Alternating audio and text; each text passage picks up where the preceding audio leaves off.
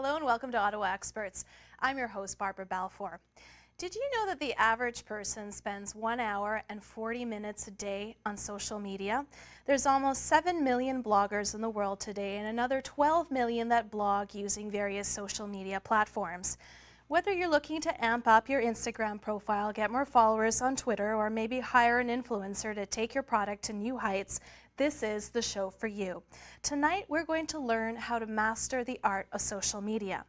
Here with us right now in the studio to share their best tips and tricks are two of Ottawa's most prolific bloggers and influencers, Chantal Sarkisian, otherwise known as Chansey, and Katie Hession. Welcome to the show, ladies. Thanks for having us. Thanks so much for joining us.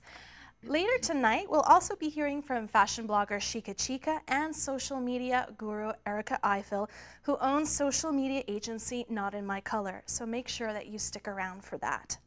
Also, if you have any questions at any point throughout the show for our guests, please call 613-728-1001. That's 613-728-1001, and our guests will be happy to hear from you. So both of you ladies started your journey into social media as a hobby, and then you later on transitioned into a full-time career. I'd like to hear about how your journey came about. Katie, let's start with you. Sure. So I moved back to Ottawa about 4 years ago. And in my previous life, I was a full-time special education teacher, and that was in Toronto. I moved here, I was on maternity leave, then found out I was pregnant with my second child, so I was on this extended maternity leave. And I really wanted a way to sort of rediscover Ottawa. I grew up here, so I was returning home. I also had a huge interest in photography, in fashion, and also just wanting to know where Ottawa's hotspots were. So I started Yow City Style, and when it started, it was me with my camera taking pictures of local tastemakers and finding out really what was going on in the city. Were you experimenting as you went along, or did you always know what you were doing and where you were headed? It was definitely a lot of experimenting with my camera. I think I've always had an eye for photography, but really getting into the technical aspects of using the camera, it was definitely a good practice in that. And then also just getting to know people. But then, so what happened, like I said, I was on maternity leave, and I really didn't want the camera on me at first. But then eventually I started to get a little bit more sleep and less bags under my eyes. And people started saying to me, you're actually quite fashionable yourself, you should be featuring yourself. And I was getting a reputation in the city as being a fashion enthusiast. So I did start featuring myself a little bit more too. And one of the things really with social media, people, they wanted to know who was behind this project. So having my face there, it allowed people to connect with the Instagram channel a little bit more. It takes the anonymity away. Exactly, yeah. So it became more my own personal voice, I guess. What about you, Chantal?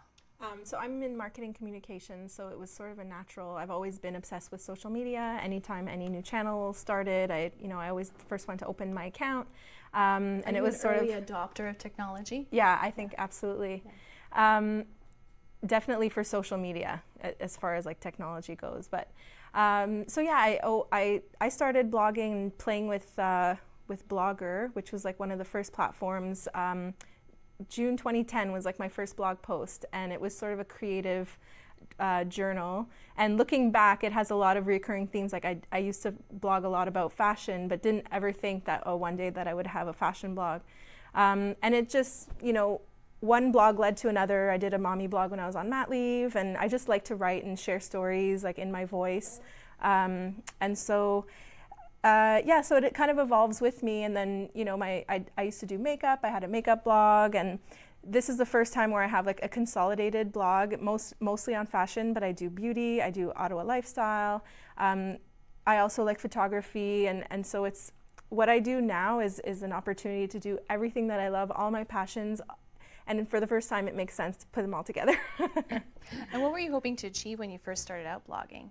It was just a creative outlet, just somewhere that I wanted to share my thoughts, my story, my journey.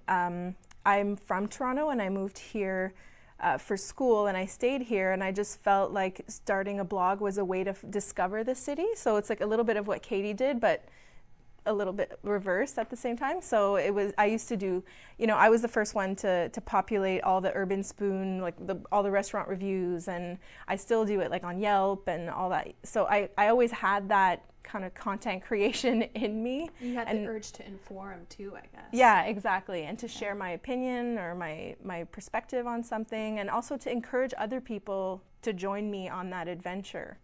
So, I just wanted to say that part of it was sort of to put Ottawa on the map too, because my friends from Toronto had no idea, it has a reputation of being kind of a quiet town and all this, but there's so much going on, and this is our chance to really showcase like the best of the city. I find that to be so true for people who are actually from Ottawa as well. They don't necessarily always know what's going on in town. So how many followers do you have today?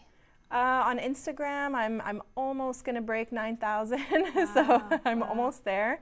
But it's a game of up and down. I don't lose sleep over it. Sure, but yeah, it's fickle, isn't it? Yeah. Love to break the 10,000. Yeah. What about you, Katie? I'm at 14,300 now. That's amazing. And I guess you never even had a clue that you would get to that point one day when you first started. No, it was really just a hobby, and then it just snowballed, and now it's a huge part of my life for sure. What are the biggest changes that you've noticed on the social media landscape since you've started? And would you say they're all positive? Are there things that you wish were there that aren't?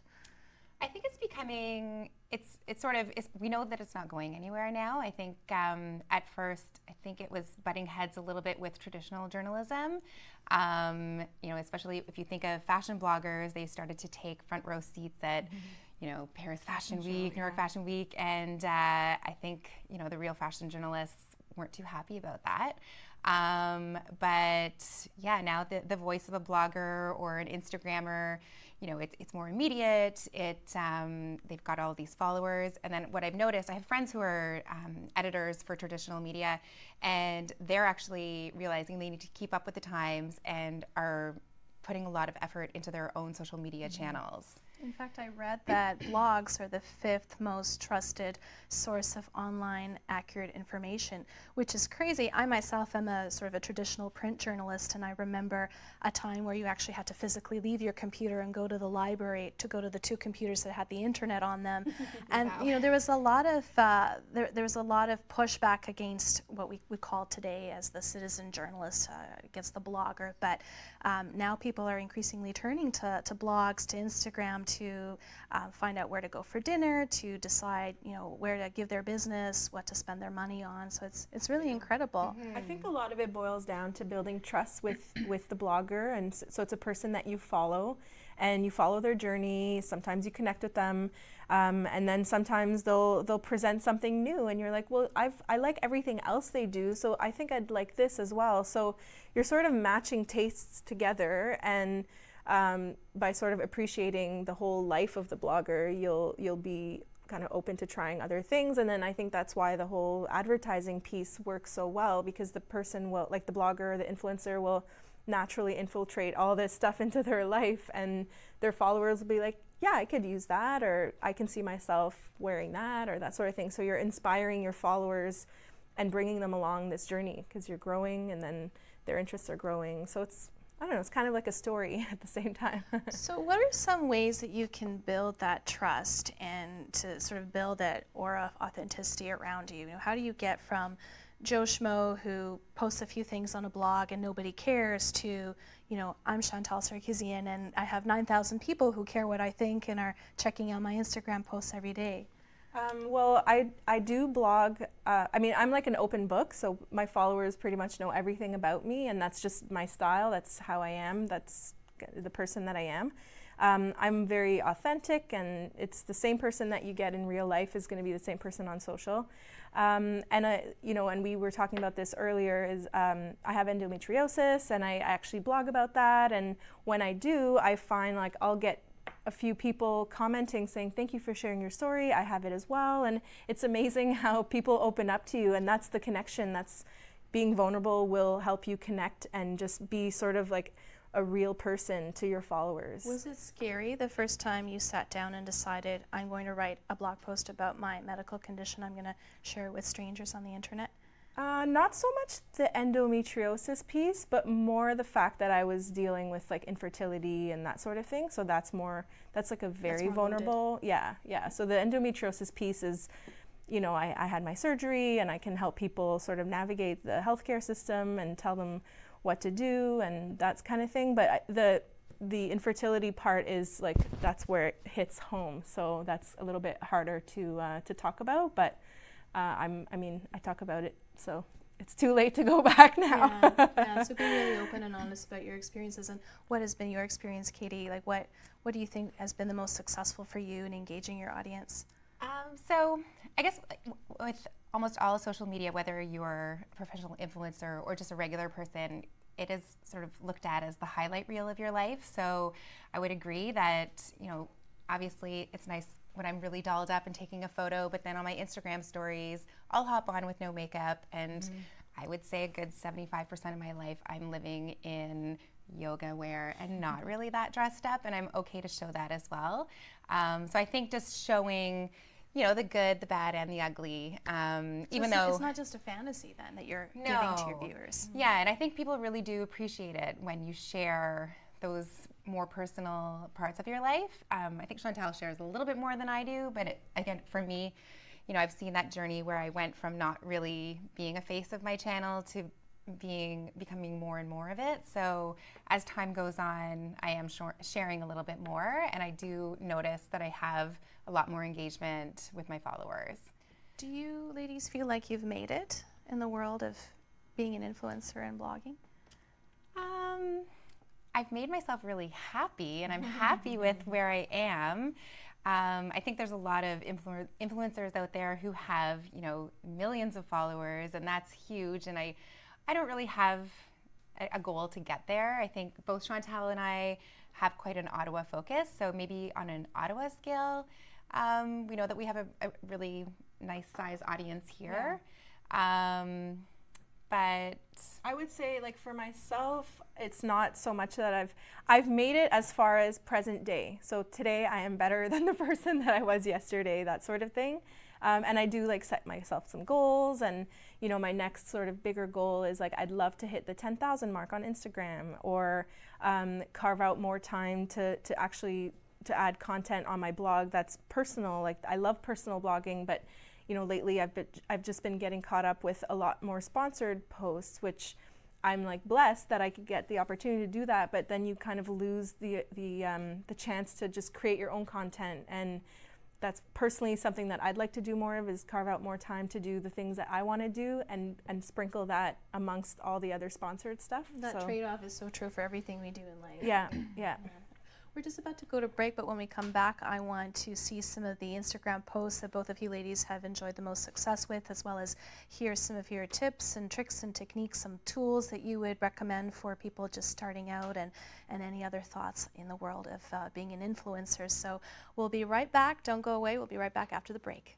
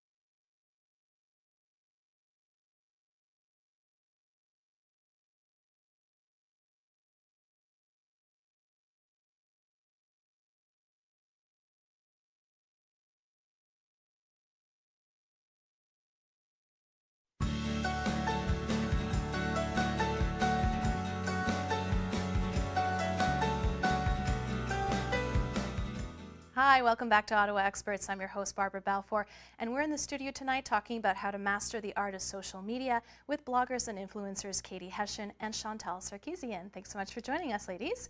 I would like to bring up some of your favorite Instagram posts and deconstruct them and talk about what made them work and what made them maybe not work or what you could have done better. So maybe we could pull up Katie Hession's Instagram posts to start, and we can take a look. I know you had one with your daughter, was it? Yeah. And I thought that was absolutely adorable. Chantal. There's Chantal. Oh, there you go. There's the one. Yeah, that just melts my heart. Yeah. Aside from the obvious, what makes this particular Instagram post so good? So I think this is actually the first time my daughter was ever featured on my social media, and I mean, she's cute as a button, so yes. Of course people are going to press like. But this also tied in with International Women's Day. Okay. So the messaging here, I think I quoted it here, it's "Here's to strong women, may we know them, may we be them, may we raise them."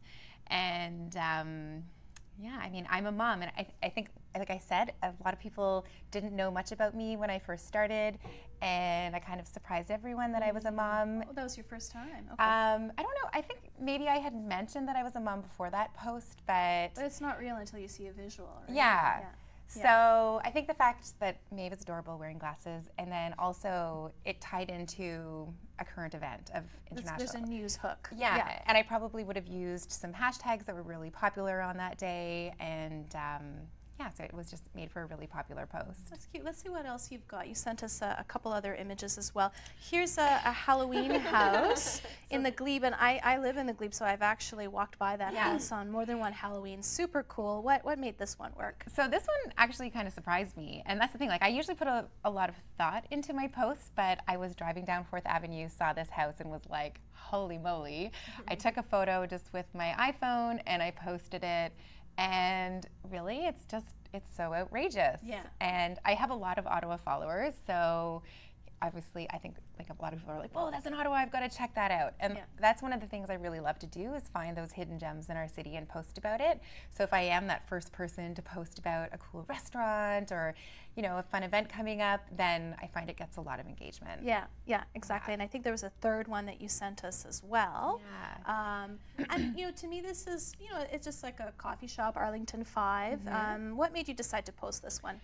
Well, it was National Coffee Day. Okay. So again, like I actually there's a website you can go to and find out, like, I know National Cat Day is coming up, or there's really a day to celebrate anything, like tacos, lipstick, ice who knows? cream. Yeah. So today was like chocolate cupcake day or something. Okay. So I do like to post about those days when they come along, and maybe it is because of using hashtags. I feel this was actually one of my first posts to really crack 500, and I just remember like looking at my phone, and it was like all these like notifications. I was like, what is going on here? And I think that maybe it was featured on one of the featured Instagram posts that day because of the theme. Okay. But and also Arlington 5 is a really popular hangout, and I think it was new at the time as Yeah. well. Yeah, maybe. I don't, because it's already a year old or something. And what's the website that you use to see if it's Cupcake Day or Ice Cream Oh my Day? goodness. I think if you were to Google it? Google International Day calendar, then you That's can great, find because out. that gives you that news hook, that sense of timeliness that is so important. Yeah. I want to see some of your Instagram for posts, sure. Chantal. Let's post some of them. You had one where you were drinking beer. You had another one where you were at the Rideau Center. Yeah, so those actually, I think. Oh yeah, here. so this was at the beer market. We were celebrating Oktoberfest.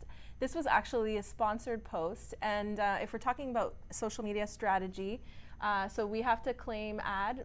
So hashtag ad is the second hashtag in there. And I don't know, if it's hearsay or not, but when I do use sponsored or ad, it does bring the engagement down. And so what I'll do is I'll carve out some of the budget to boost the post. And so I did use, I usually do like a 24-hour boost, and that obviously helps to beef up the likes.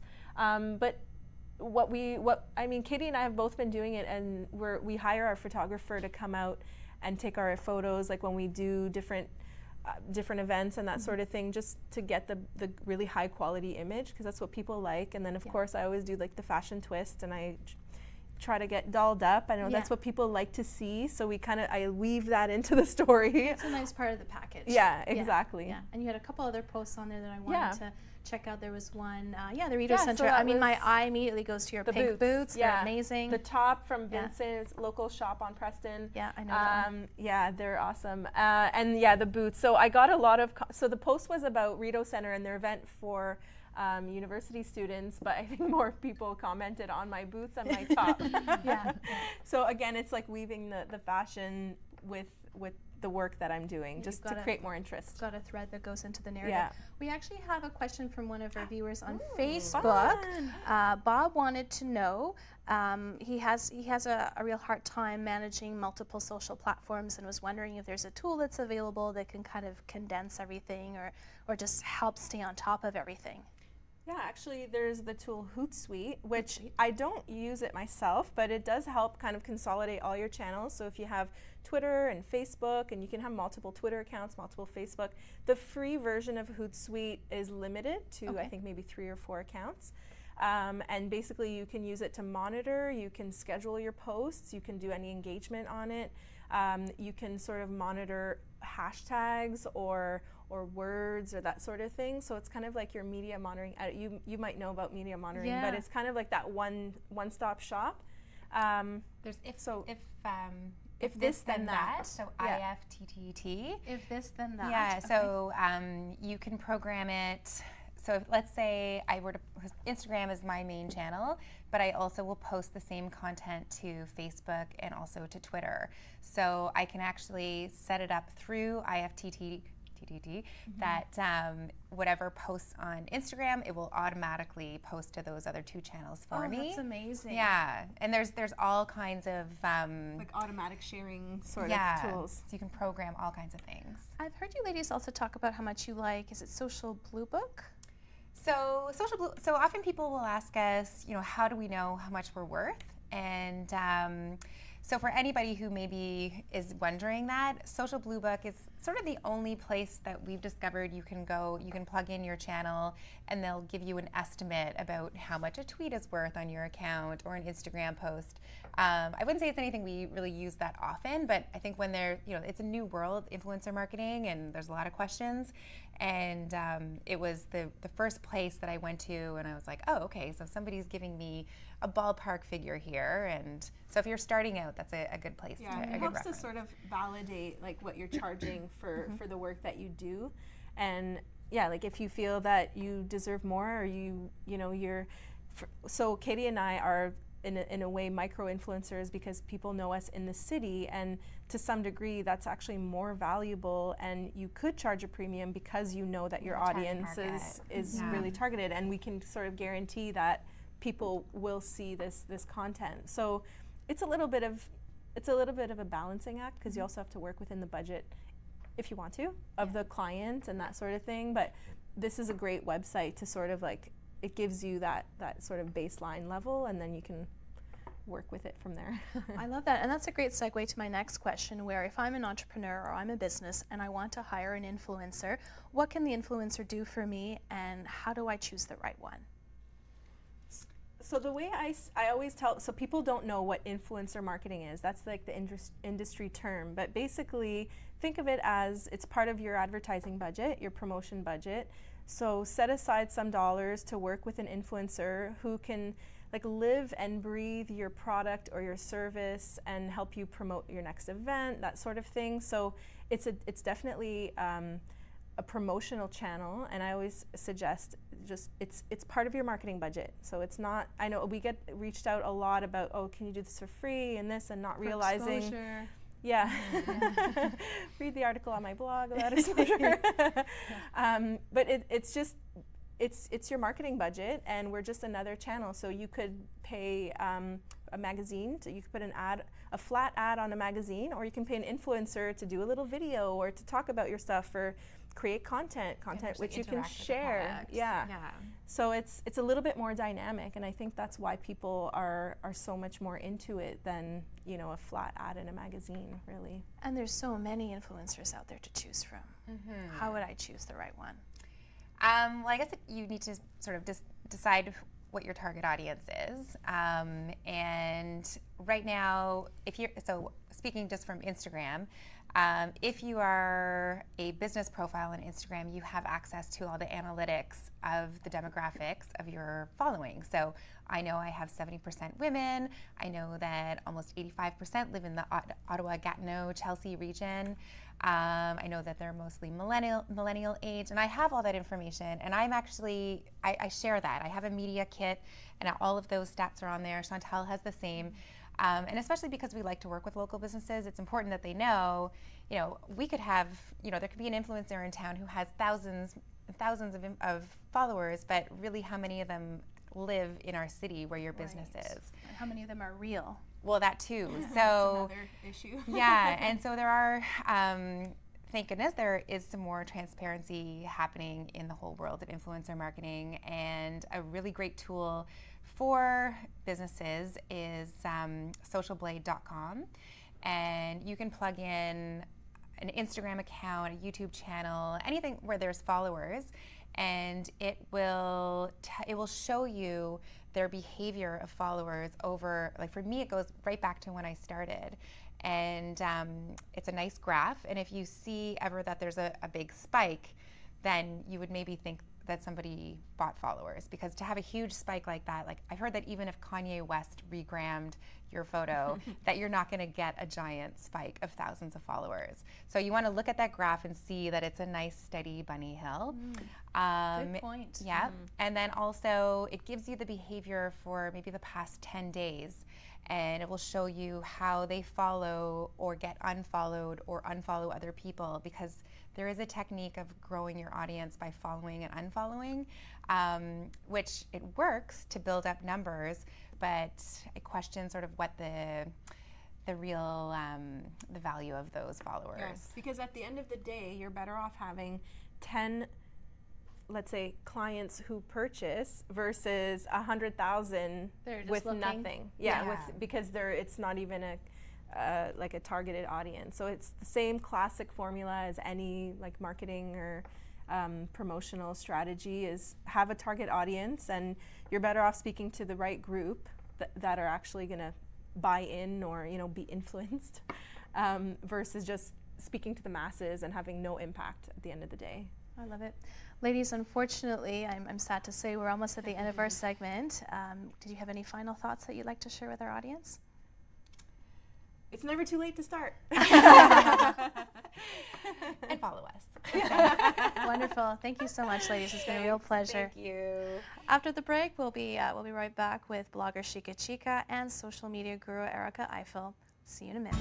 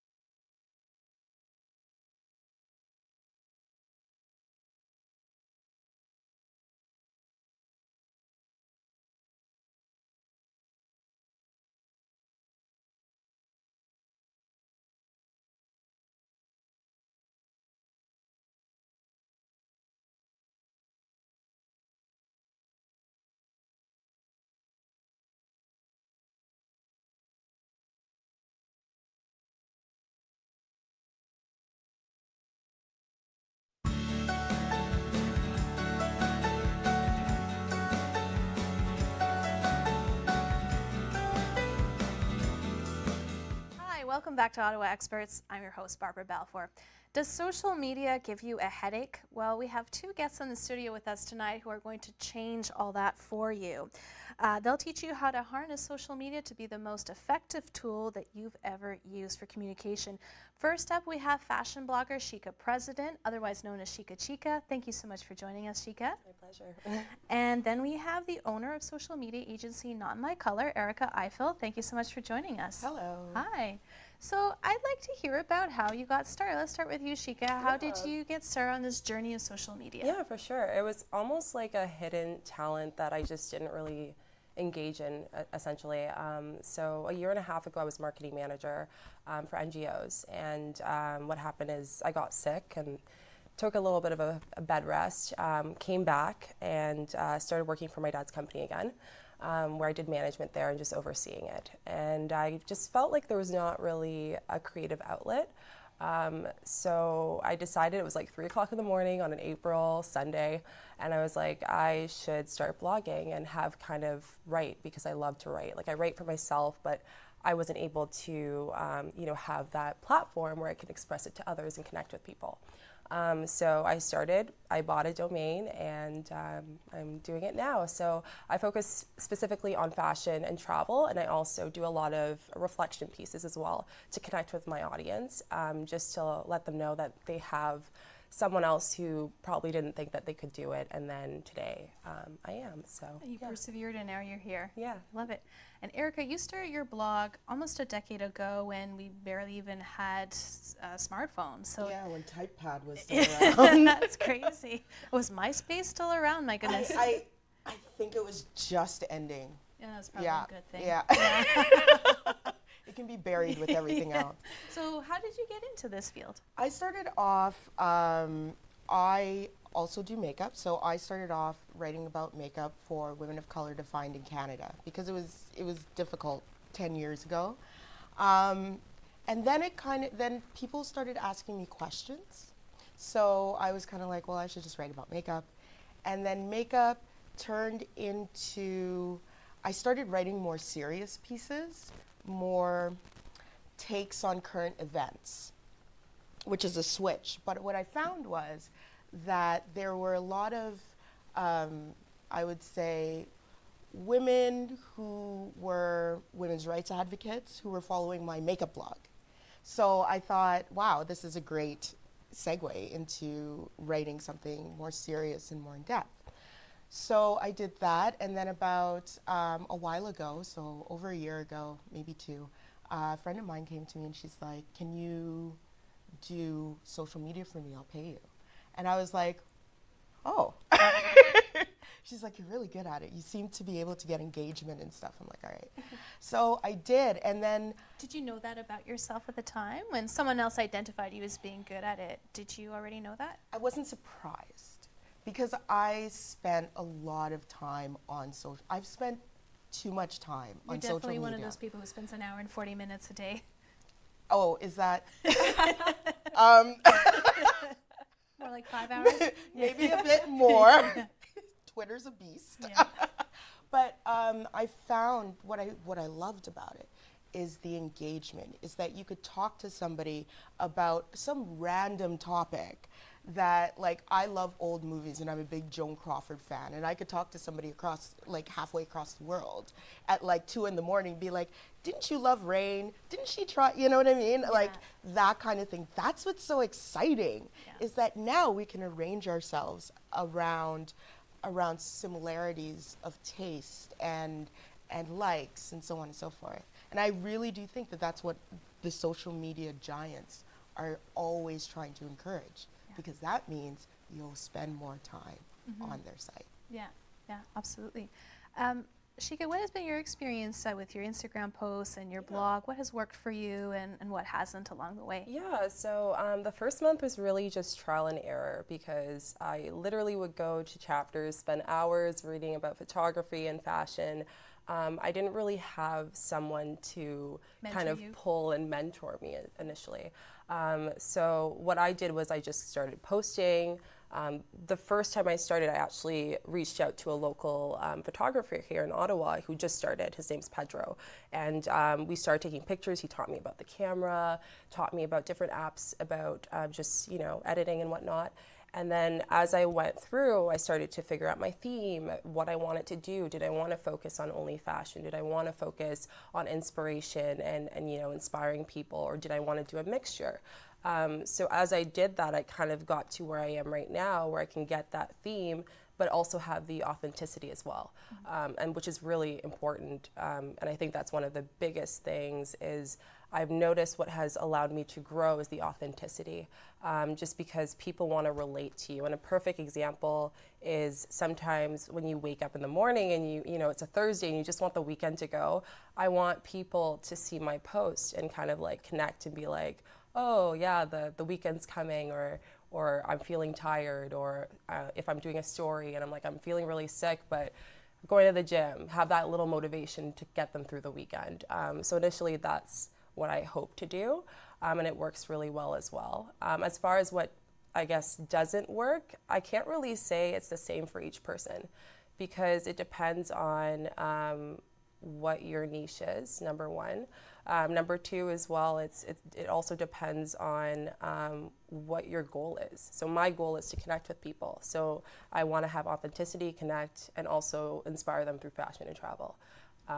So yeah, I think that's the biggest words, is just trial and error. Were there little rewards along the way that prompted you to keep going? Because I know it can be so intimidating and so frustrating. Yeah. What made you keep going? To be honest, when I started networking with bloggers and people in Ottawa, so like I said, I did have a mentor. And I remember one time I'm like, I know someone's dog, I know what they ate last night, I know everything about them, but they don't know I know them. And I think we all live in a society where it's like the stalking society, where we have we look at people through Instagram. We spend hours, looking at them and like fantasizing about that image, right? But we never really have that face-to-face network and connection. So what I did is I started messaging a bunch of them and said like, oh, are you free on the weekend? And after trial and error, we finally found a time to go have lunch. We sat down and we learned about, the different apps we use. You sent us a photo, right? Maybe Yeah. you could pull that photo up. For sure. These were just local bloggers from Ottawa. You were all gathered together for lunch at the Pure restaurant. Yeah. And you just messaged these people out of the blue, and they all came together? We just, I just messaged them. I said, like, just, out of whim, and they were all able to come together.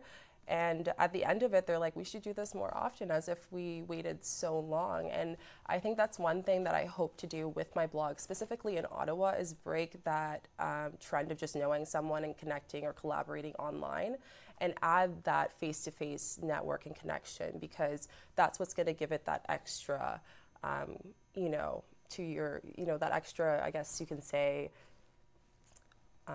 push in your Instagram, because there's so many of us that are blogging, like you said, and now journalists, it's slowly going into the social media. They're trusting bloggers instead. So what gives that extraness is just allowing to have that face-to-face network. I love that you're putting on an event, Shika, is it Sunday, November the 5th? Yeah, so it's going to be here in Ottawa.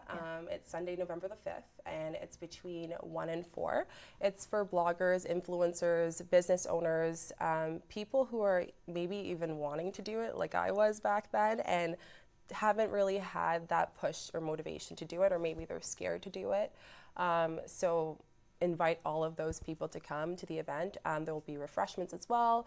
We'll be having Sage, Body Shop, Via Avec Moi, and other brands there to really give you an idea of what are the latest trends and how to use the products as well.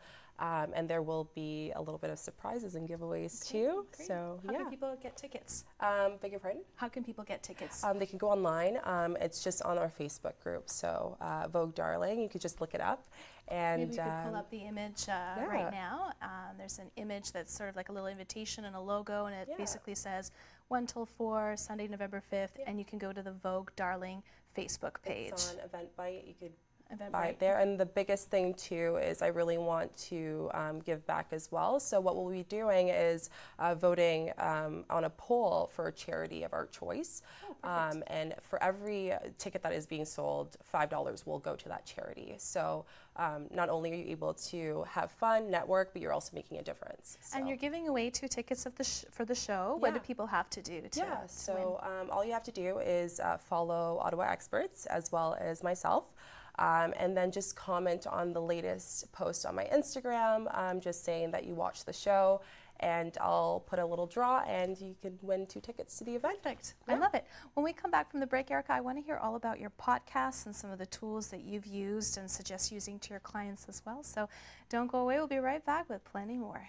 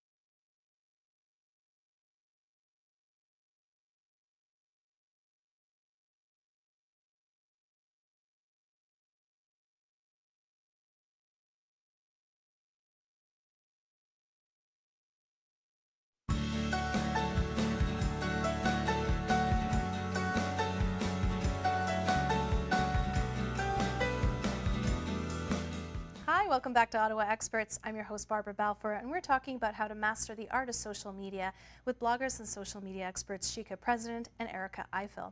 Erica, just before we went to break, we were talking a little bit about some of your favorite posts, and you have, in particular, a Facebook Live post. I do. Maybe we could pull that up. It did particularly well. It's one of you trying makeup on at a Sephora. Oh, yeah. Yeah. This is one of my faves, and particularly because I went to Sephora on the Friday that Rihanna's Fenty Beauty collection was released. And this was just recently. This was just recently. I think it was September 20th or something like that. Yeah. And so I did a Facebook Live where the makeup artist was trying on makeup on me. Yeah. And so there's a reason I chose this particular frame, and it's because it's so unglamorous. And fact is that, as you can see, like, we got almost 10,000 views on that, and that's organic, no paid. So we were timely. Because we do a podcast, so we'll talk about that later, but because we're into current events and we like keeping abreast of current events. We know when these things are coming up. We know what people are talking about. We're in the conversation, we're engaging, we're doing all of that stuff. So because we knew this was a big thing that everybody in the makeup community was talking about, we went there, I went there and got my face done, and it did really well. And it also introduced a later beauty episode that Not in My Color produced. So we produced a makeup video. So that was an entryway into getting people to know about us, but also to introduce another project. And that other project was your podcast? The other project was had to do with the podcast. So I also co-host a podcast, Bad and Bitchy Podcast. How long have you been doing that for? Since International Women's Day, I think. So since March. So not too long. Not too long. There it is, yeah. There it is. Yeah. The Bad and Bitchy Podcast. So we're on iTunes, badandbitchy.com, and basically we take current events and we put an intersectional feminist lens on it. So that's part of our brand. It's part of the Not in My Color brand because Not in My Color authors it. Anyway, all this to say that you can use and remix content to get eyes not only on that piece of content, but your entire brand, your entire sort of social ecosystem, if you can connect them properly. And that's what we do for our clients. And so you're the founder of the podcast, but there's also other women who work with you on I'm this? a co-founder. Okay. I don't want to take any shine away from my co-hosts. So Erin G and Bailey Reed are the other two co-hosts. We do a weekly podcast. It is released on Tuesday. There we are. Yeah. And So it's like a radio show, basically? audio is everything in 2018. Okay. And the reason is because you can consume it passively. So you So can be you can- driving, you can be cleaning the house. We are trading in attention Yeah. and time. Yeah. So the thing about video is that video's, yes, more engaging, but you have to stop everything and watch a video. With audio, it's passive. You can be cleaning, you can be driving, you can be doing all these things. So audio really is, and the podcast really is on an upswing. It really is trending. I love that. So Yeah. audio is a big trend for 2018. What else do you see coming around the corner? More narration, more stories, more personal. The people who are good, the brands, and I'm not even talking about individuals, the brands that are really good at social media, I think of Lululemon, for example. They're responsive. They will interact with you. They'll actually have a conversation with you. And, you know, they'll converse with you on your habits and so on and so forth, which is brilliant because why wouldn't you want to know that, right? Exactly. And they also add rich images and rich text. So fonts are a big thing now to their images, and they actually introduce, if you go on their posts, they'll post something about National Coffee Day or something like that. Right. It's true, today is National Chocolate Cupcake Cupcake Day. Day. And any brand can post something about cupcakes. It doesn't have to be about you or your brand. And that's where we bring in the idea of adjacency. So in other words, I like coffee, you like coffee. I like your picture on coffee. Oh, that's cute. Let me check this out. What do you do? And that's how that's where you It's start like the seeing. ripple effect. It's the ripple effect. Yeah. We're all trying to build a community online, and the best brands build communities so that they have influencers who can go out and spread their brand. But you have to build a community first. I love that. And Shika, you recently went to Lisbon. You went to Portugal on a little trip, and you posted a photo on Instagram, and we can pull that up right now. And it kind of tells the story of your trip. And there was something about that scene in Lisbon that sort of struck you. What made you decide to put it on Instagram? So the reason why I wanted to choose this specific picture is just because There it is, it goes back to when I started blogging, and it's beautiful. I actually spent 2 weeks in Portugal. It was amazing. I recommend anyone go. But my friend and I were actually just walking. We stumbled upon this graffiti, and it's really well known in Portugal to have graffiti there. But if you can look at the picture, the woman's eyes are covered. And the caption that I wrote for it is don't be blinded by fear. And what I mean by that is when I started blogging, I was scared. I didn't have anyone to mentor me. I didn't have anyone to ask, and I knew deep inside that I could do it. But it was That's so just true for so many of us. Many of us start out not really having anyone to ask. exactly, and it just takes that extra, I guess, motivation or that person to tell you you can do it. And I wanted a lot of my followers to look at this and see, like, oh, if they are a creative person, do it. You know, your failure is just the first attempt. It doesn't mean that it's initially you're doomed or you can't do something. It's just a learning curve. So that's what I wanted to kind of connect with, and I actually did a blog post on this, talking about how I started my blog and kind of reflecting on how fear actually motivated me, and I took a negative feeling and pushed it out as a positive. And every time, you know, whether that's a new company collabs with me or someone wants to do a collaboration or even this event that I'm doing right now, I always remind myself that fear isn't a bad thing. It's just basically a feeling and emotion that really pushes you to do what your passion. So that's a great idea of how you can really bring authenticity to your blog and connect with your followers and your readers. So that's why I wanted to really. I noticed an Instagram post, actually we don't have a visual of it, but I really liked it. You had a post of some crystals that that you carried around with you for positive feelings and emotions, and then you talked about actually losing those crystals. And I really liked that story, that narration that Erica was speaking to. It really did a lot for me in humanizing you as someone that's sort of anonymous and behind the computer screen. Yeah, I can kind of do a short kind of story on that. But like I said, I was kind of in a rut a year and a half ago, and with my health not doing well and having to leave my position because of my health and having to start that all over again and find a passion to take me through my career and just have a creative outlet, I started developing crystals. And, you know, to each his own, like not everyone is into it, but I started bringing them as like a good luck. And I wanted to connect with my followers. So there's me taking a picture, and I'm terrified because I'm like, oh, I don't know. Like you never know what you know you do know your audience, but you don't know at the same time, right? Because you don't know them in depth of what their interests are and whatnot, to a certain extent. But so essentially, I posted it. And surprisingly, people responded and were like, I was into crystals, or I've always wondered about it. How are you liking it? And that was actually one of my favorite posts because that was probably the one that I almost connected the most in comparison to also the other one I showed you too.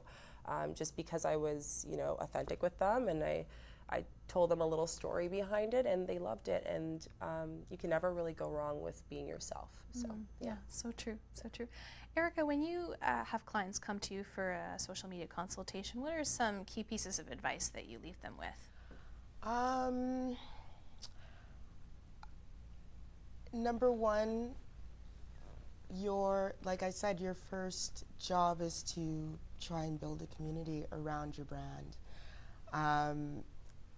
That's when you're able to do that, that's when you start to see the return on investment.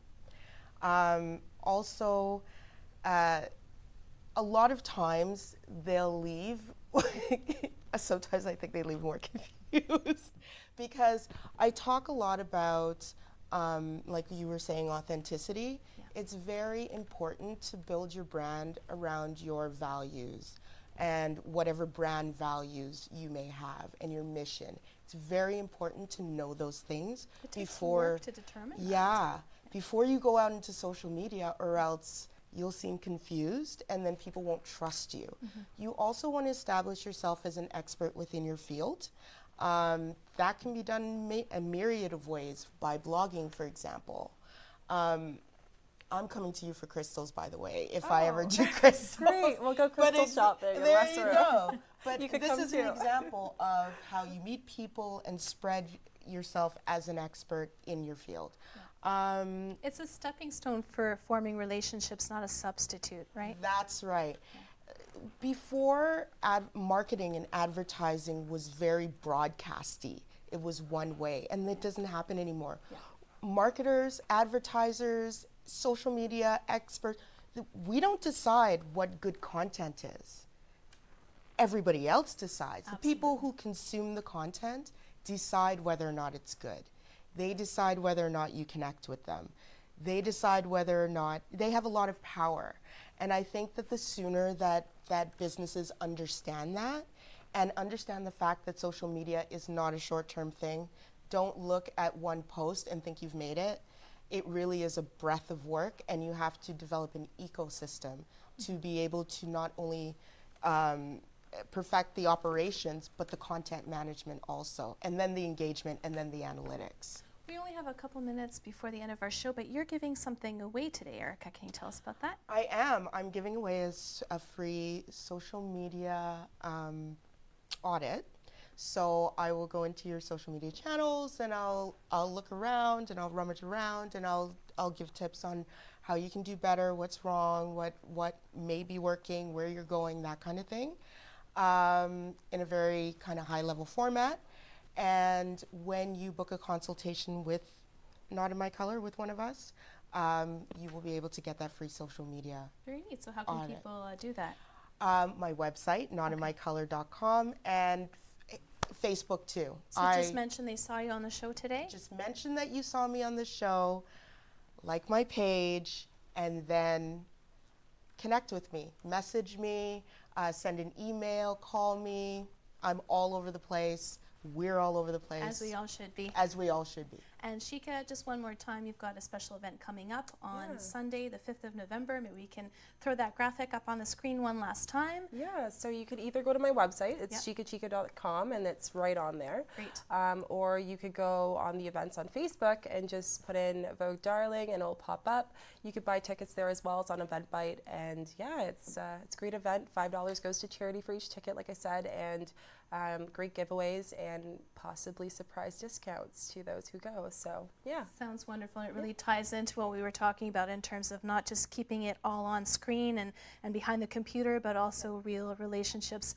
Thank you so much, ladies, for joining us. It's been a real pleasure. Thanks so much for watching. Don't forget to come back next week. Have a great night.